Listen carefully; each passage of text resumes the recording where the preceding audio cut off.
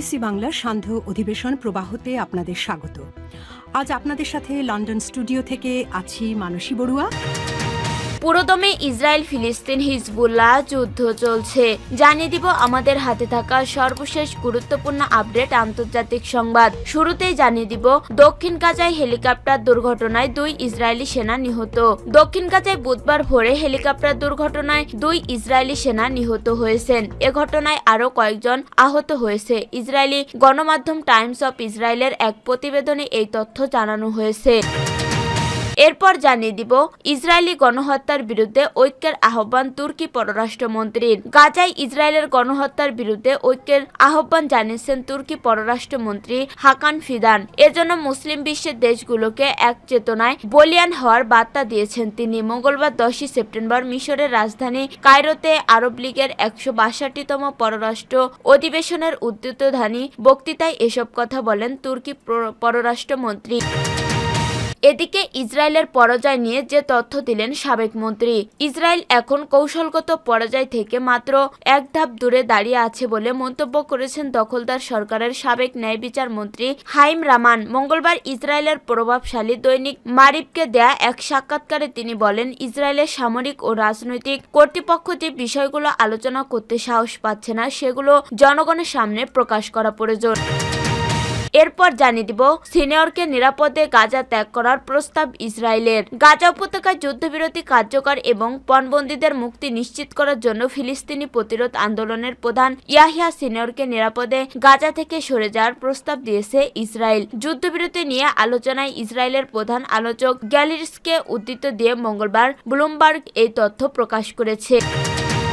এবং সর্বশেষ জানিয়ে দিব ইয়েমেনে মার্কিন ড্রোন ভূপাতিত করার দাবি হাউসিদের। ইয়েমেনে মার্কিন ড্রোন ভূপাতিত করার দাবি করেছে দেশটির সশস্ত্র প্রতিরোধ গোষ্ঠী হাউসিরা। মঙ্গলবার 10 সেপ্টেম্বর কাতার ভিত্তিক গণমাধ্যম আল জাজিরার এক প্রতিবেদনে এই তথ্য জানানো হয়েছে। প্রতিবেদনে বলা হয়েছে ইয়েমেনের হাউসিরা এক মার্কিন MQ-9 ড্রোন ভূপাতিত করেছে। ড্রোনটি ভূপাতিত করার কয়েকদিন পর গোষ্ঠীর সামরিক মুখপাত্র ইয়াহিয়া সারি বিষয়টি জানান। তিনি বলেন, গাজা যুদ্ধ শুরু হওয়ার পর থেকেই এই ধরনের বেশ কয়েকটি ড্রোন গুলি করে নামানো হয়েছে। সর্বশেষ এই ড্রোনটি তালিকায় যুক্ত হলো। গত নভেম্বর থেকে হাউসিরা গাজায় নিহত ফিলিস্তিনিদের প্রতি সংহতি জানিয়ে লোহিত সাগরে ইসরায়েলের সাথে সংযুক্ত জাহাজে হামলা চালিয়ে আসছে। প্রিয় দর্শক, এতক্ষণ শুনছিলেন সংবাদ শিরোনাম, এরপর বিস্তারিত। তবে তার আগে বন্ধু জানিয়ে দিন আপনি কোন স্থান থেকে আমাদের সংবাদটি দেখছেন এবং শুনছেন। জানিয়ে দিন এই সংবাদ সম্পর্কে আপনার মূল্যবান মতামত। আর আপনি যদি নিরীহ ফিলিস্তিনি ভালোবেসে থাকেন তাহলে কমেন্টে এস লিখে বিশ্ববাসীকে জানিয়ে দিন। আর বন্ধু, আপনি যদি আমাদের চ্যানেলে নতুন হয়ে থাকেন তাহলে ভিডিওটি দেখতে দেখতে চ্যানেলটি সাবস্ক্রাইব করে রাখুন, যাতে করে আমাদের পরবর্তী সংবাদগুলো সবার আগে আপনার কাছে পৌঁছে যায়। এবারে বিস্তারিত। দক্ষিণ গাজায় হেলিকপ্টার দুর্ঘটনায় 2 ইসরায়েলি সেনা নিহত। দক্ষিণ গাজায় বুধবার ভোরে হেলিকপ্টার দুর্ঘটনায় 2 ইসরায়েলি সেনা নিহত হয়েছেন। এ ঘটনায় আরও কয়েকজন আহত হয়েছে। ইসরায়েলি গণমাধ্যম টাইমস অফ ইসরায়েলের এক প্রতিবেদনে এই তথ্য জানানো হয়েছে।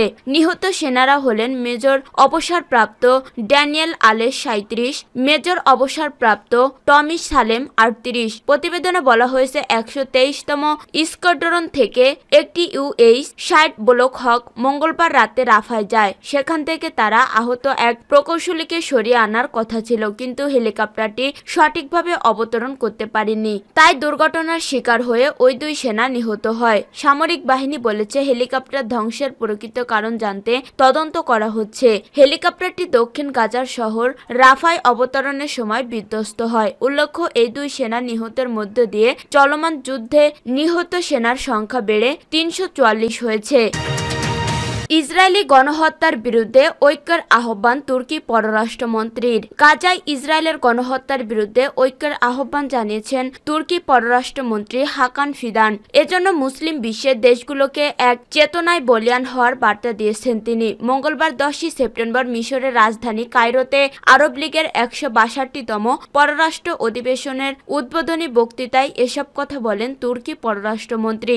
মিশরে মুসলিম ব্রাদারহুডের প্রতি সমর্থনের কারণে কারণে তুরস্ক এবং মিশরের দ্বিপাক্ষিক সম্পর্কের অবনতি হয়। এর মধ্যে চলতি মাসের প্রথম সপ্তাহে 12 বছর পর তুর্কি সফরে যান মিশরের president Abdel Fattah al CC. এবার দীর্ঘ 13 বছর পর তুরস্ক প্রথমবারের মতো আরব লীগের মন্ত্রী পর্যায়ের বৈঠকে যোগ দেন। আরব লীগের বৈঠকে ফিলিস্তিনি স্বাধীনতাকামী গোষ্ঠী হামাসের বিরুদ্ধে ইসরায়েলের সামরিক পদক্ষেপ এবং গাজায় গণহত্যার বিরুদ্ধে ঐক্য গড়ে তোলার বার্তা দেন তুর্কি পররাষ্ট্রমন্ত্রী হাকান ফিদান। চলমান পরিস্থিতিতে আরব লীগের সক্রিয়তা কিছুটা হলেও ফিলিস্তিনিবাসীদের জন্য ইতিবাচক খবর, কারণ আরব লীগ অচল থাকলে সবচেয়ে বেশি ফায়দা তুলবে ইসরায়েল। হাকান ফিদান বলেন, হারাম শরীফ, তৃতীয় পবিত্র মসজিদ আকসা এর পরিচয় ও বিশেষত্ব রক্ষায় যা যা করা দরকার মুসলিম বিশ্ব তা করবে। জেরুজালেম ও মসজিদ আকসার ঐতিহাসিক পরিচয় ও বিশেষত্ব পরিবর্তনে ইসরায়েল বেপরোয়া হয়ে উঠেছে। নিয়মিত হারাম শরীফের তৃতীয় পবিত্র মসজিদ আকসা তাণ্ডব ও নির্লজ্জ উস্কানির লক্ষ্যে পুলিশি সুরক্ষায় শত শত উগ্র ইহুদিবাদী সন্ত্রাসীকে লেলিয়ে দিচ্ছে। তিনি আরো বলেন, এক চেতনায় বলিয়ান হয়ে ইসরায়েল ও তাদের কর্মকাণ্ডকে প্রত্যাখ্যান করতে আন্তর্জাতিক সম্প্রদায়ের বিরুদ্ধে আমরা সম্মিলিত পদক্ষেপ নিব। আরব দেশ, মুসলিম দেশ, ফিলিস্তিনি গ্রুপ ও জাতিসংঘের মতো সংস্থাগুলোকে আমি তাদের অবস্থান ও ক্ষমতা জোরদার করার অনুরোধ জানাচ্ছি নিজ অবস্থান ও ক্ষমতার সঠিক ব্যবহারে। একমাত্র তখনই আমরা এই বর্বরচিত যুদ্ধচক্র থামিয়ে দিতে সক্ষম হব। তুর্কি পররাষ্ট্রমন্ত্রী সংযোজন আগের দফার আগ্রাসনে দায় সারাতে ভাবে দেখানোর পরিণতিতে আমাদের আজ ভয়াবহ রক্তপাত দেখতে হচ্ছে।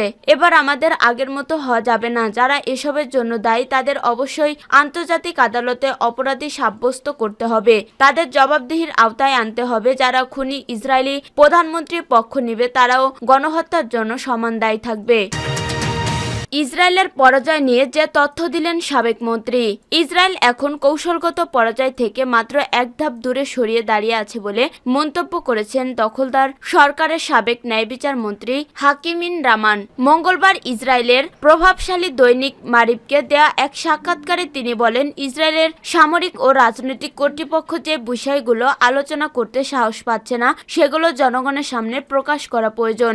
অবরুদ্ধ গাজায় দীর্ঘ 11 মাস ধরে চলা যুদ্ধ ইসরায়েল কোনো লক্ষ্যেই পৌঁছাতে পারেনি বলেও অভিযোগ করেন তিনি। হাইম রামানের মতে, ইসরায়েলের সামরিক বাহিনী ও রাজনৈতিক নেতৃত্বের ব্যর্থতা স্পষ্ট। তিনি বলেন, ইসরায়েল বিজয়ের পথে নেই, বরং কৌশলগত পরাজয়ের দিকে এগিয়ে যাচ্ছে।